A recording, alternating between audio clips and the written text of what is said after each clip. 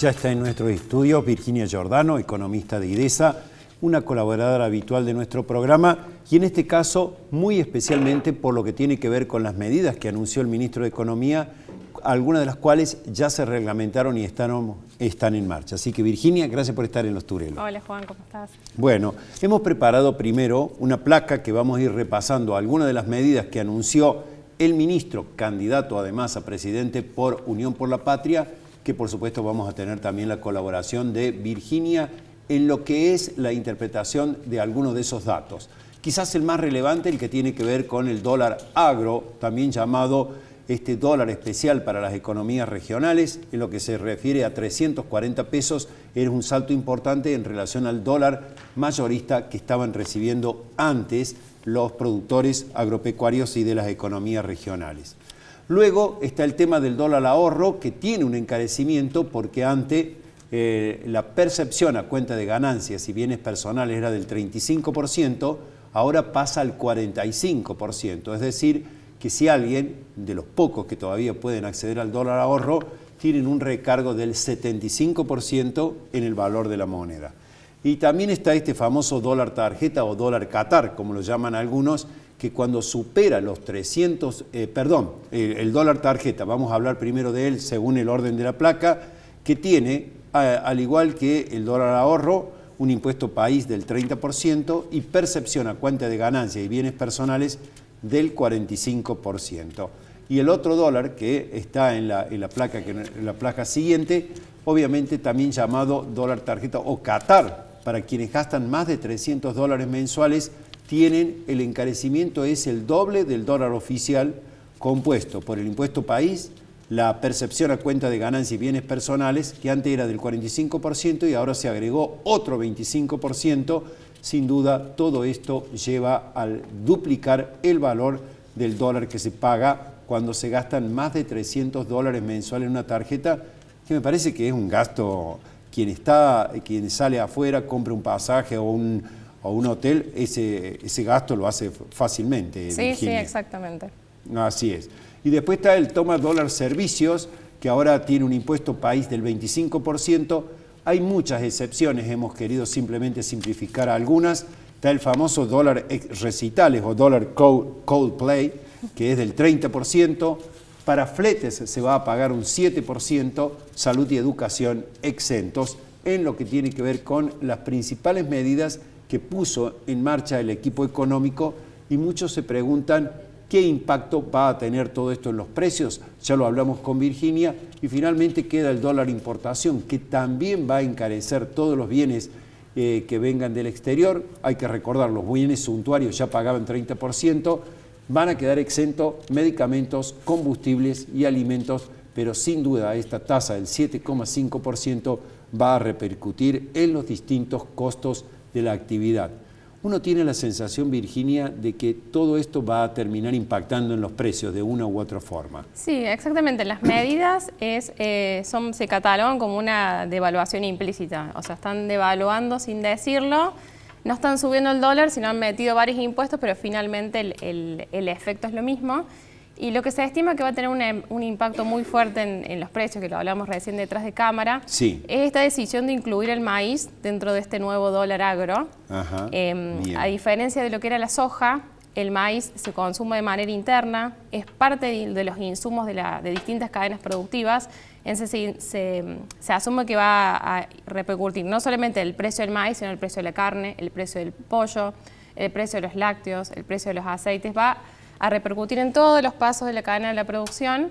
Va a tener un impacto fuerte en el IPC porque los alimentos son uno de los componentes más importantes, y distintas estimaciones dicen que puede llegar a afectar hasta 2 puntos porcentuales lo que es la inflación por el impacto, por la participación de los alimentos en la canasta. Es decir, claro, no tenemos la soja incorporada ni el aceite de soja a nuestra dieta cotidiana, los argentinos, pero sí todo lo que tiene que ver con los derivados del maíz e incluso en aquellos alimentos, aquellos animales que se alimentan del maíz y luego nosotros consumimos como carne o sus derivados, como el caso de la leche. Es decir, que en líneas generales esta devaluación que el gobierno no terminó de reconocer va a terminar impactando en los precios, pese a que se había anunciado todo un esquema de compensaciones que todavía no está vigente.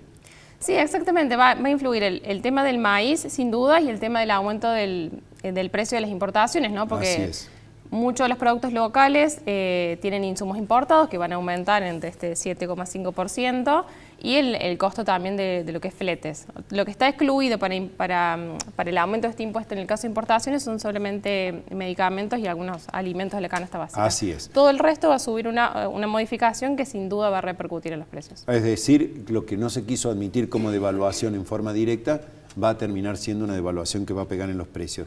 Y en este marco, ¿por qué también hay, esta semana hemos visto cotizaciones del dólar blue, el dólar libre o informal, por encima de los 550 pesos? ¿Qué está pasando ahí, Virginia? ¿Cuál es tu interpretación? El dólar, nosotros siempre los economistas nos gusta decir que es un precio más. El dólar va a ir acompañando la inflación. O sea, es un precio más, pero es el precio testigo para los argentinos. Es un precio testigo. Va a seguir su camino ascendente el resto del año. Es un valor que debería ir acompañando, sobre todo el dólar libre, que refleja, no es la libre oferta y demanda porque el Banco Central sigue interviniendo, pero más o menos refleja la libre oferta y demanda. Pero ante medidas que tienden, el dólar busca anticiparse lo que se viene, y entre medidas como las anunciadas que tienden a hablar de mayores tasas de inflación y de una devaluación, el mercado reacciona subiendo el precio. Ajá, bien. Recuerdo que fuiste una de las primeras economistas que dijiste que en la Argentina íbamos a tener un dólar por encima de los 400 pesos. Ya ha quedado Nos quedamos cortos. Te has quedado muy corto, sí. Y finalmente, la posibilidad de un acuerdo con el Fondo Monetario Internacional o no, ¿eso agrega incertidumbre? ¿Qué sucede con respecto a eso, tanto en lo que tiene que ver con la macro, como cómo lo interpreta la sociedad? Sí, sin duda es un factor que agrega incertidumbre. Yo creo que van a llegar a un acuerdo porque ni al Fondo Monetario Internacional le conviene que Argentina entre en default o no pague, ni a Argentina le conviene pese a algunos discursos del kirchnerismo que tiene una posición dura contra el fondo. Exactamente, sabemos que el gobierno está en marcha con el plan Llegar, que es como sea llegar a diciembre, y un componente importante es esta dosis de confianza que da el acuerdo con el fondo. Entonces, palabras más, palabras menos, puede haber algún tire y afloje, pero esencialmente el gobierno va a cumplir, y si no cumple, el fondo le va a perdonar un poco el tema plazos, si pagan o no con yuanes, viste que se estaba hablando un poco de esto. Si llegamos a nivel de reservas, que sería lo ideal para mantener cierta estabilidad, el ajuste en el gasto, en fin, el fondo va a ser un poco la vista gorda. La vista gorda, porque lo mismo estamos viendo con estas medidas, ¿no? No es una suba del dólar, sino es una suba de impuestos, que a la vez se ve como un aumento en la recaudación del gobierno por mayor impuesto, pero la diferencia entre el dólar exportable e importable, el gobierno lo tiene que salir a emitir.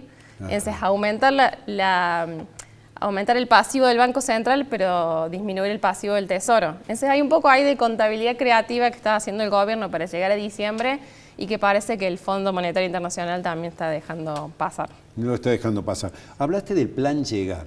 ¿Vamos a llegar a las elecciones, al recambio el 10 de diciembre sin algo más que esto que conocemos todos los días, problemas con los precios, problemas con los insumos, la provisión de materiales, etcétera?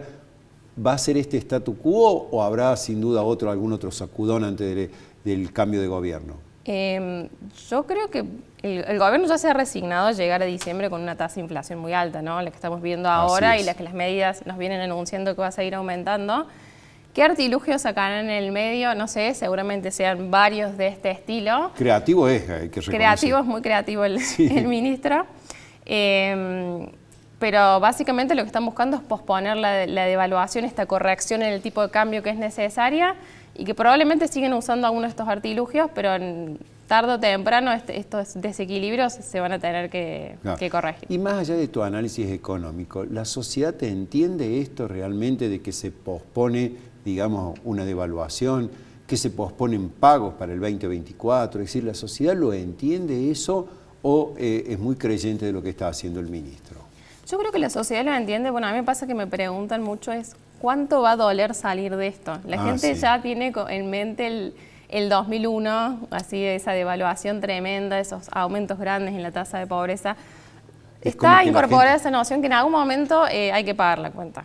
Hay que pagar la cuenta, bueno, es decir, no hay, digamos... No hay escapatoria. No hay escapatoria, perfecto. Vos hablabas del tema del gasto, de que va a tener más ingresos el gobierno, porque en realidad son nuevos impuestos, nuevas percepciones a mucho de las actividades que conocemos. ¿Eso va a alcanzar para equilibrar las cuentas? Porque este es un país cíclicamente que gasta más de lo que le ingresa. ¿Eso va a alcanzar para equilibrar las cuentas?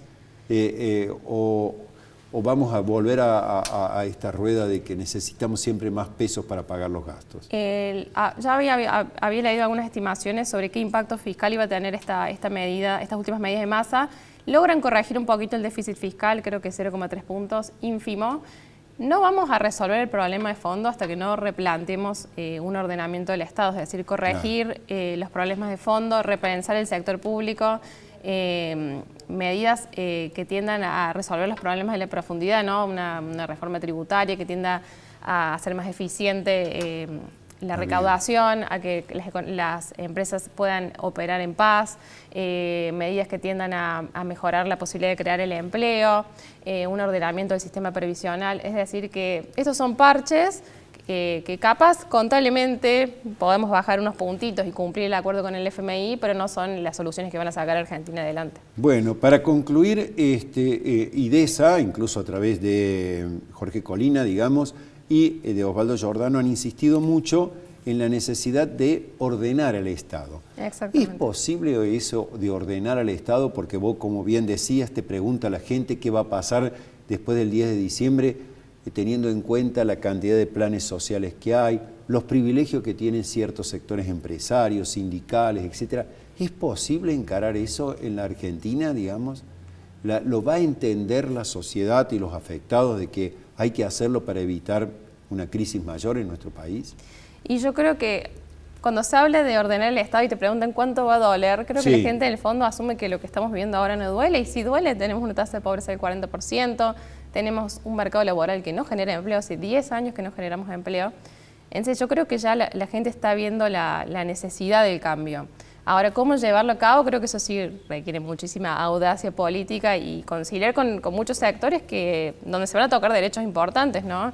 Hoy en día uno de los sectores que más fuerza tiene son todos estos movimientos de piqueteros, de barrios de pie, donde han adquirido un montón de derechos, reciben un montón de plata del Estado, como son, bueno, se ha visto ahora con el plan Potenciar Trabajo. Así es. Y se van a tener que tocar derechos de gente y seguramente no va a gustar. Derechos mínimos de la gente, pero me parece más que todo derechos grandes o intereses grandes los dirigentes sociales o de los movimientos sociales. Bueno, vos dijiste que se va a necesitar realmente audacia política y también me parece un mensaje claro a la sociedad. Así que vamos a tener en el próximo bloque una candidata precandidata a diputada nacional, a ver si hay un mensaje claro para que la sociedad te entienda o sepa de qué se trata de los desafíos que hay que hacer. Son enormes, Son Virginia. enormes, sí. Así es. ¿Cuánto va a doler? Es una buena pregunta y habrá que saber explicarle a la sociedad qué se va a hacer para que estemos en la senda correcta. Así es. Bueno, gracias por tus aportes, Gracias, Virginia. Juan. No nos hiciste un pronóstico de cuánto va a estar el dólar al fin de año. El dólar. La famosa Virginia 400 quedó atrás. Bueno, a mí me gusta hablar de números para mirarme de acá a diciembre. Sí. Si todo sigue más o menos tranquilo y el dólar acompaña la inflación, se estima un dólar de 750, más o menos. 750 pesos. Si el dólar se estresa por distintas cuestiones, medidas de Massa, Fondo Monetario Internacional, tranquilamente podría irse a 900 pesos. 900 pesos. O sea, 750 siguiendo la tendencia inflacionaria. En esta semana estamos en más de 550, así que, bueno, veremos cómo sigue este episodio. Gracias por tus aportes.